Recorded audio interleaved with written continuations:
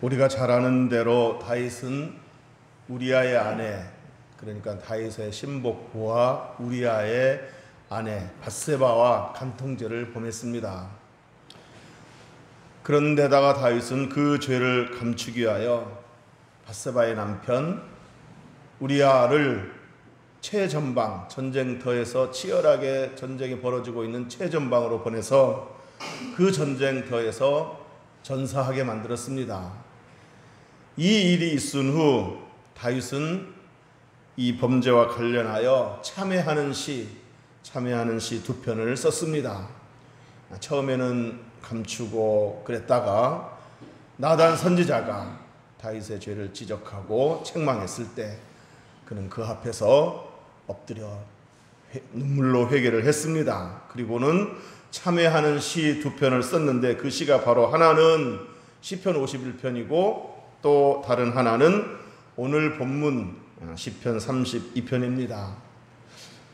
시편 51편과 시편 32편의 차이가 있다면, 똑같이 참회하는 시인데 차이가 있다면 시편 51편은 이제 용서를 구하는 시이고 시편 32편은 용서를 구하고 난 후에 그 용서받은 그 기쁨을 표현한 시입니다. 시편 51편에서 이렇게 눈물로 회개하며 용서를 구했습니다. 시편 51편 1절에서 보면 하나님이여 주의 인자를 따라 내게 은혜를 베푸시며 주의 많은 긍휼을 따라 내 죄악을 지워주소서. 내 죄를 용서해 주소서, 내 죄악을 지워주소서 이렇게 간구하면서 뭘 의지했습니까? 주의 인자함을 의지했습니다. 주의 인자를 따라 주의 많은 긍휼을 따라 내게 은혜를 베푸시고 내 죄악을 지워주소서 이렇게 간구했습니다. 또 그런가 하면 7절에 우슬초로 나를 정결하게 하소서 내가 정하리이다. 나의 죄를 씻어주소서 내가 눈보다 희리이다. 이렇게 죄를 고백하면서 제 용서를 구했습니다. 자, 이렇게 시편 51편은 제 용서를 구하는 시였다면 아까 말씀드린 대로 시편 32편은 다윗이 자신의 죄를 하나님께 고백하고 그래서 하나님께 용서 받고 나서 그 용서받은 그 말할 수 없는 기쁨을 표현한 시다라고 할 수 있습니다. 자, 오늘 본문 시편 32편은 이렇게 시작합니다. 우리 1절, 2절 다 같이 한번 읽어보겠습니다. 시작. 허물의 사함을 받고 자신의 죄가 가려진 자는 복이 있도다. 마음에 간사함이 없고 여호와께 정죄를 당하지 아니하는 자는 복이 있도다. 아멘. 허물의 사함을 받고 자신의 죄가 가려진 자는 복이 있도다. 지금 자신의 얘기를 하는 겁니다. 내가 이렇게 복받은 사람이다. 마음에 간사함이 없고 여호와께 정죄를 당하지 아니하는 자는 복이 있도다 라고 말을 했습니다. 자, 이 말을 풀어서 각색하면 이겁니다. 내가 하나님 앞에 간사함이 없이 진심으로 죄를 내어놓고 자백하고 회개하니 하나님께서 내 죄를 사하여 주셨고 내 죄를 가려 주셨다. 덮어 주셨다. 그리고 나를 더 이상 정죄하지 않으셨다. 그렇기 때문에 나는 참으로 행복한 사람이다. 하나님의 긍휼함을 입은 복받은 사람이다. 나는 지금 너무 기쁘고 행복하다. 이런 말입니다.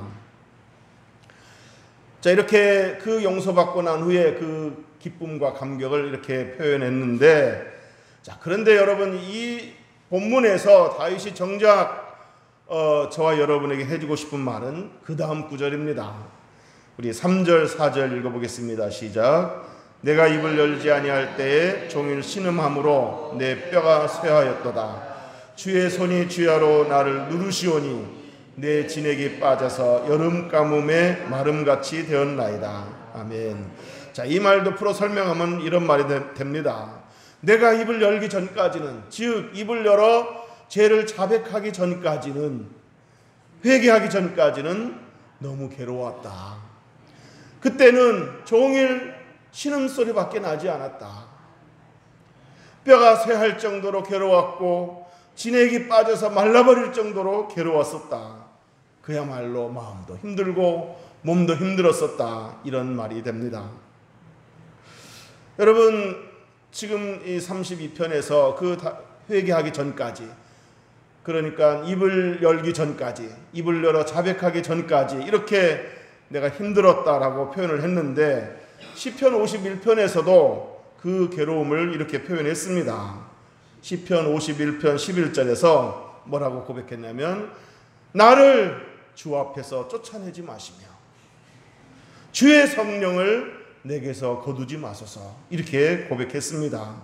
자, 여러분, 다윗이 하나님 앞에 회개 기도하면서 나를 주 앞에서 쫓아내지 마시며 내게서 성령을 거두지 마소서라고 기도했다는 말은 자신이 저지른 범죄로 말미암아 혹여라도 하나님께 쫓겨날까 봐, 이게 두려웠다는 거고, 더더욱 두려운 것은 자신에게서 성령이 거두어질까 봐, 성령이 떠날까 봐 두려워했다는 말입니다.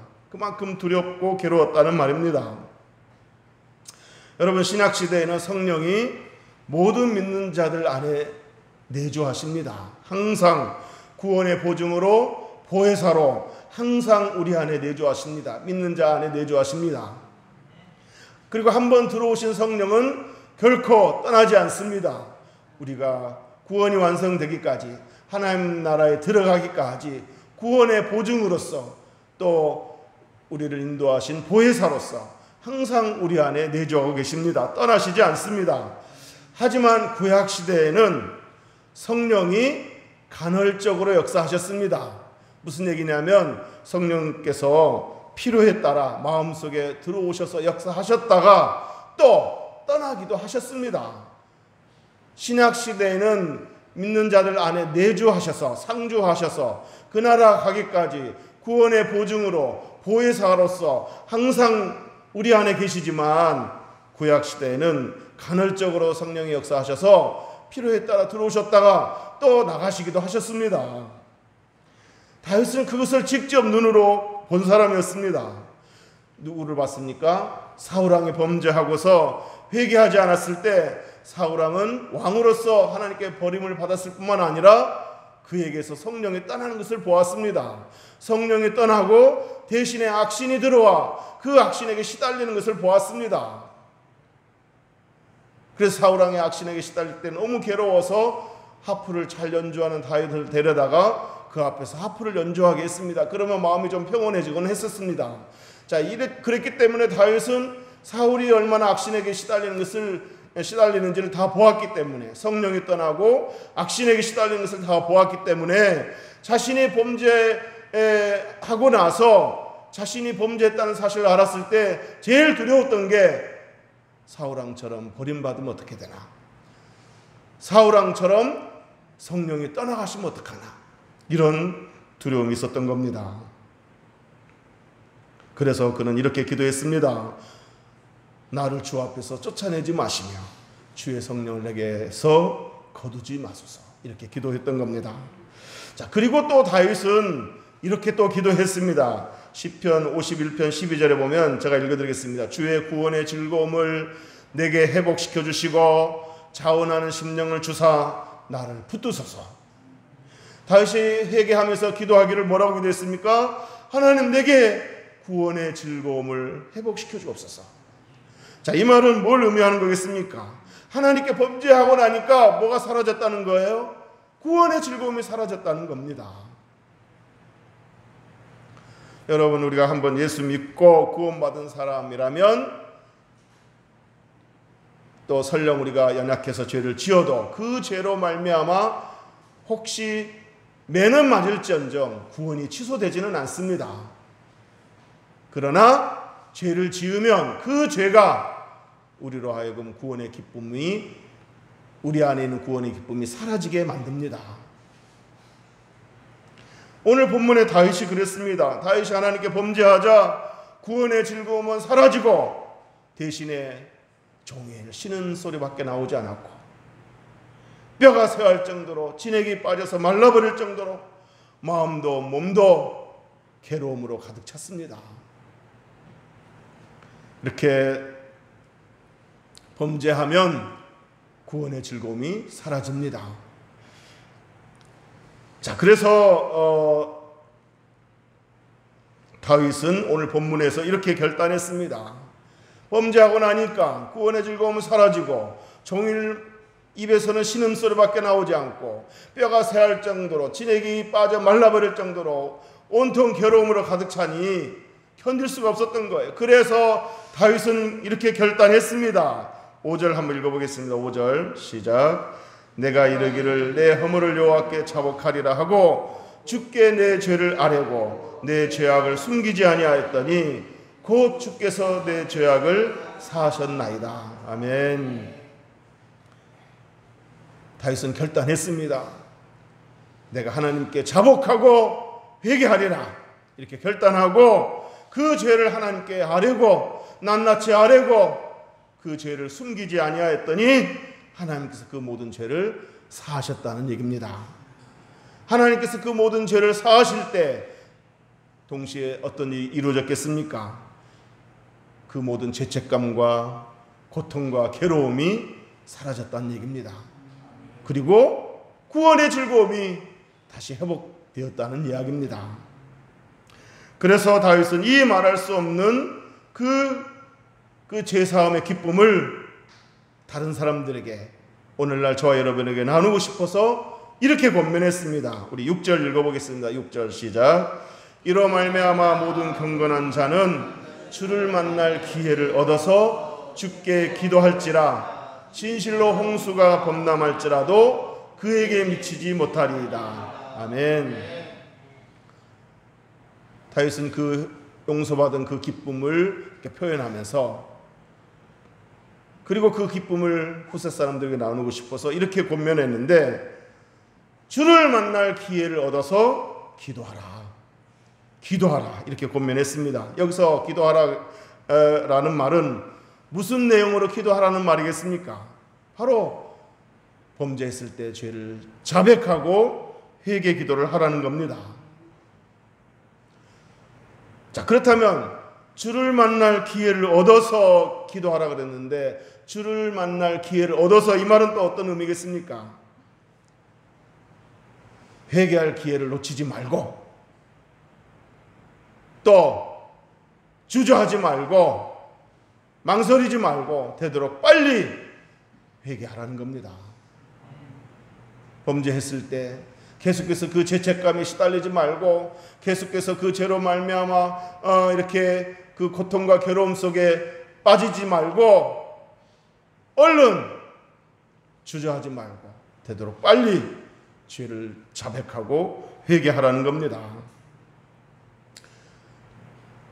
망설이면 망설일수록 주저하면 주저할수록 기회를 늦추면 늦출수록 죄책감은 더 심해질 것이고 고통은 더 심해질 것이니 물론 여러분 죄를 지어도 죄책감이 없고 마음에 괴로움이 없다는 것은 그 사람은 한번 생각해 봐야 됩니다. 저 사람은 정말 구원받은 사람인가?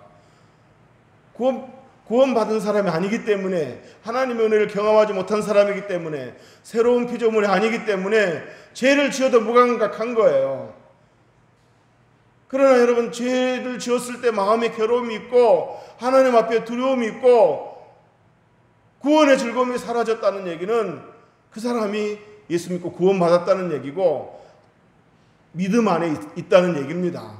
그렇지만은 어리석게 계속해서 회개해야 할 기회를 놓치고 주저하고 망설이고 그렇게 죄 가운데 있으면 그 죄가 나로 하여금 힘들게 한다는 거예요. 구원의 즐거움을 사라지게 만든다는 겁니다. 그래서 주를 만날 기회를 얻어서 즉 회개할 기회를 놓치지 말고 주저하지 말고 빨리 그 죄를 내려놔라. 그 죄로부터 벗어나라.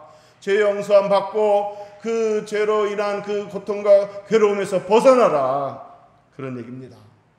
그렇게 되면 그렇게 죄를 자복하고 회개하면 진실로 홍수가 범람할지라도 그에게 미치지 못하리다 라고 말했습니다. 그러면서 7절에서 이렇게 말했습니다. 7절 우리 다 같이 읽어보겠습니다. 시작. 주는 나의 은신처이오니 환난에서 나를 보호하시고 구원의 노래로 나를 두르시리이다. 아멘. 주는 나의 은신처이오니 환난에서 나를 보호하시고 구원의 노래로 나를 두르시리이다. 죄를 자백하고 회개하면 용서받을 뿐만 아니라 심판을 받지 않게 될 뿐만 아니라 매를 맞지 않게 될 뿐만 아니라 하나님의 은신처가 되어 주셔서 환난에서 보호하시고 건져 주신다고 했습니다. 믿습니까? 네, 여러분 여기서 잠깐 짚고 넘어가야 할 것이 있습니다.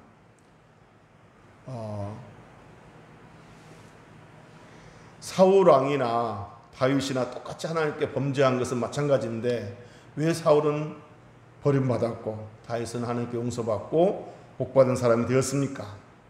다른 거 없습니다.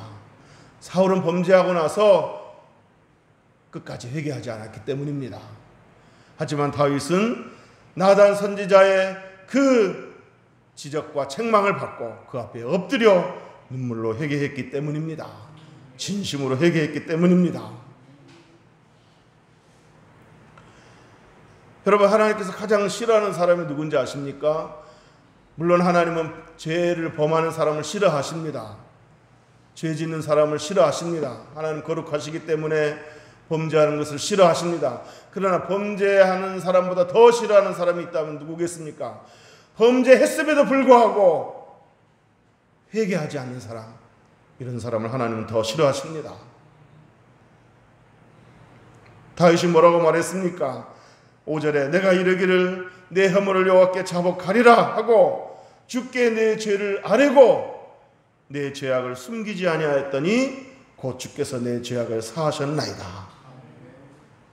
다윗은 비록 범죄했지만 하나님이 싫어하시는 죄를 범했지만 그러나 사울왕처럼 고집을 피우고 회개할 줄 모르는 그런 사람이 되지 않고 자신의 죄를 인정하고 눈물로 회개를 했습니다.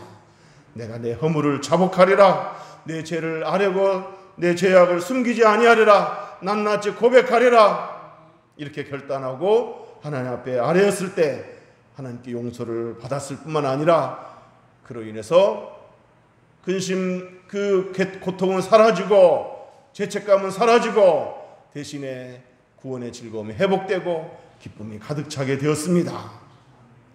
사랑하는 성도 여러분, 우리가 범죄하여 하나님과의 관계가 멀어지고 서먹해졌을 때 하나님과의 관계를 회복하는 가장 빠른 지름길은 회개하는 겁니다. 자백하고 회개하는 겁니다. 믿습니까? 우리가 범죄하여 죄책감에 시달리며 괴로워할 때 그 죄책감과 괴로움으로부터 벗어나는 가장 빠른 지름길은 죄를 자백하고 회개하는 겁니다. 믿습니까? 우리가 범죄하여 구원의 즐거움을 잃어버리게 되었을 때 구원의 즐거움을 회복하는 가장 빠른 지름길은 죄를 자백하고 회개하는 겁니다. 우리가 범죄하여 하나님께 기도해도 응답이 없을 때, 그렇게 간절히 기도하는데도 응답이 없을 때 응답받는 가장 좋은 방법은 죄를 자백하고 회개하는 겁니다. 물론 하나님께서 우리가 간절히 기도해도 응답하지 않는 이유는 물론 여러 가지가 있습니다. 더 기다려라, 더 기도하게 하시려고, 더 연단하시려고, 더 이렇게 응답을 연장하시는 때도 있습니다. 더 기도하게 하려고, 좀 더 기다려라, 이렇게 말씀하실 때도 있습니다. 그렇지만은 우리가 하나님 앞에 범죄하여 내가 저지른 죄가 하나님과 나 사이를 가로막아서 그 죄가 우리의 그 기도소를 하나님께 도달하지 못하게 하고 하나님 응답을 방해할 때가 있다는 겁니다. 우리의 죄 때문에 응답이 오지 않을 때도 있다는 겁니다. 그래서 이사야서에 보면은 하나님께서 그렇게 말씀하셨습니다. 내가 손이 짧아 너희들을 구원하지 못함도 아니고 내가 귀가 둔하여 너희들의 그 부르짖는 그 소리를 듣지 못하는 것도 아니라 나와 너 사이에 죄의 담이 가로막혀 있어서 그 죄의 담이 너희들의 기도를 듣지 못하게 하고 응답하지 못하게 하는 거다. 이렇게 하나님께서 말씀하셨습니다. 그러므로 우리가 범죄하여 우리의 기도가 응답이 없을 때, 범죄 때문에 기도가 응답이 없을 때 다시 그 기도가 회복되고 응답받는 가장 좋은 방법은 죄의 담을 헐어버리는 겁니다. 죄의 담을 헐어버리는 방법은 뭐겠습니까? 자백하고 회개하는 겁니다. 믿습니까?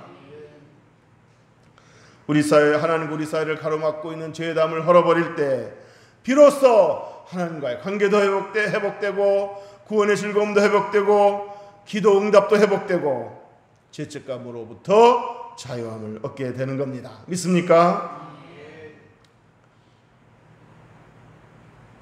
혹여라도 우리가 범죄했을 때 이렇게 기도하면 안 됩니다. 하나님, 그때 상황이 그럴 수밖에 없었습니다. 어쩔 수가 없었습니다. 내가 죄는 졌지만 그때 상황이 그럴 수밖에 없었습니다. 어쩔 수가 없었습니다. 누구라도 그랬을 겁니다. 이렇게 자기 합리화를 하거나 핑계를 대서는 안 됩니다. 그것은 올바른 해결책이 될 수 없습니다. 혹은 아담과 하와처럼 뱀이 유혹해서 먹었습니다.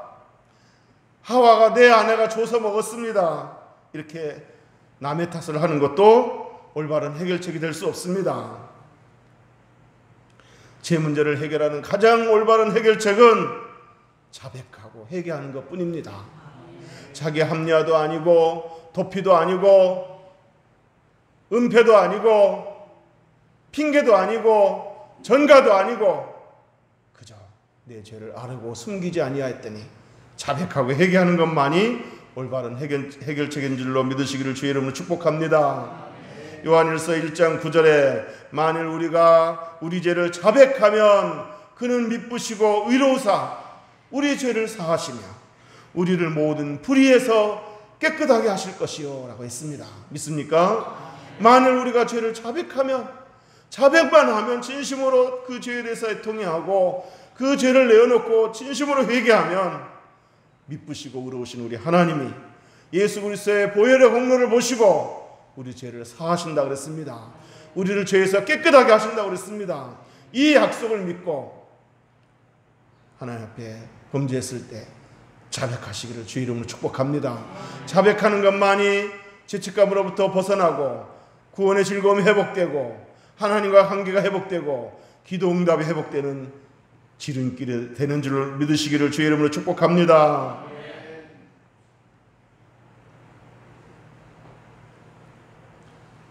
혹시라도 과거에 어떤 죄를 지었는데 아직 정식으로 하나님 앞에 자백하지 않고 회개하지 않은 죄가 있다면 오늘 당장 그 죄를 자백하고 회개할 수 있기를 바랍니다.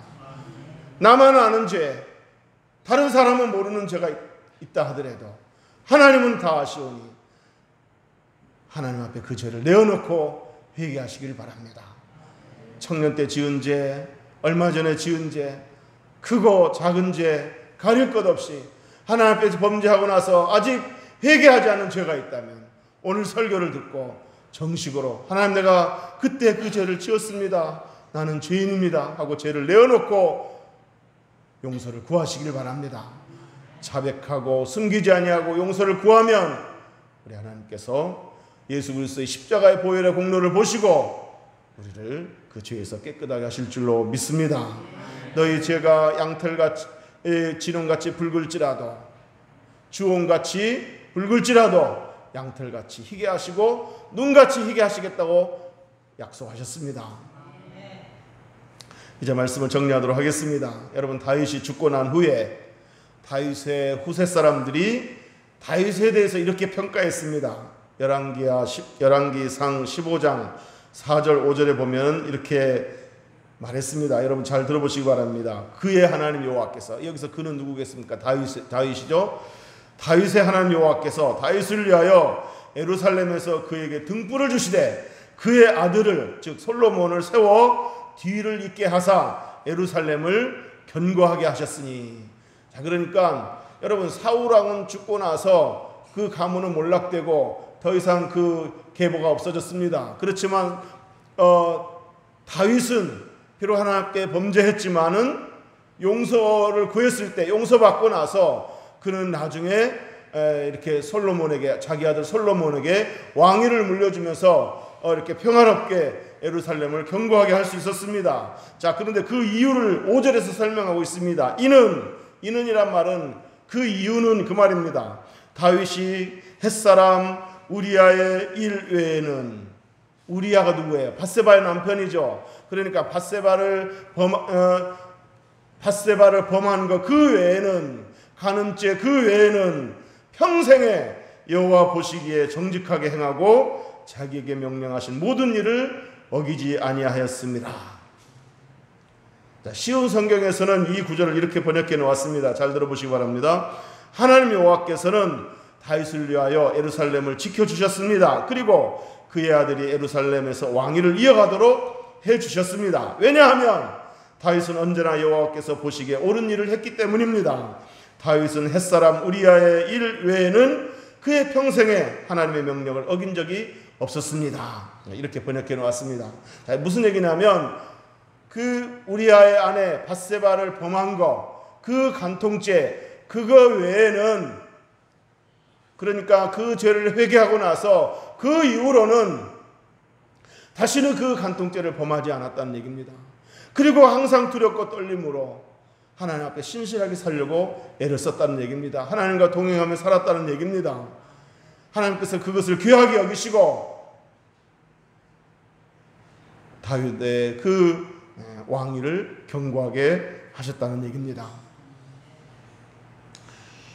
다윗의 그 진심 어린 회개를 하나님께서 받으시고 긍휼하심을 베푸셔서 용서하셨을 뿐만 아니라 다시금 하나님의 영광을 위해 살 기회를 주셨는데, 그 기회를 다윗은 헛되이 보내지 않고 그 이후로 하나님과 신실하게 동행하면서 하나님 뜻대로 살았다는 얘기입니다. 그래서 하나님께서 그 말년을 복되게 하시고 아름답게 하셨다는 얘기입니다.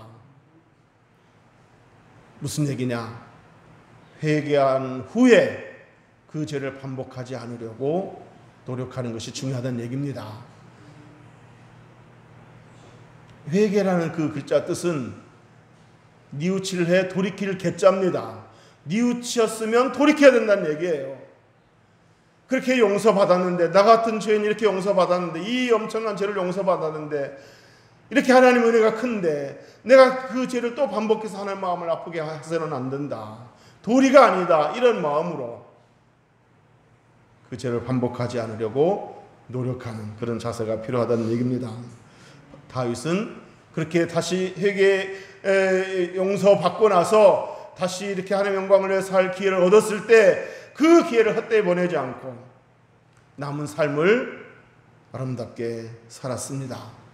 더 성숙해졌고 더 아름다운 삶을 살았습니다. 사랑하는 성도 여러분, 저와 여러분도 우리가 죽은 후에 남아있는 사람들이 저와 여러분에 대해 평가할 때 이런 평가를 내릴 수 있다면 얼마나 좋겠습니까?